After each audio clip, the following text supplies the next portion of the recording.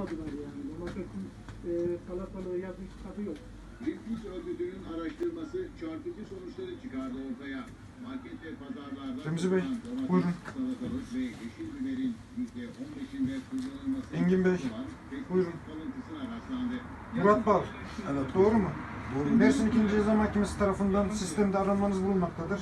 Aynı zamanda sistemde ceza firarisi olarak görülmektesiniz. Bundan dolayı sizi gözaltına alıyoruz. Lütfen zorluk çıkarmayın. Hayır komutanım. Kelepçe alalım. Hangi bir olsa başımıza Arkadaşlar. Yani kendi bahçesine yapıyorum, yiyorum.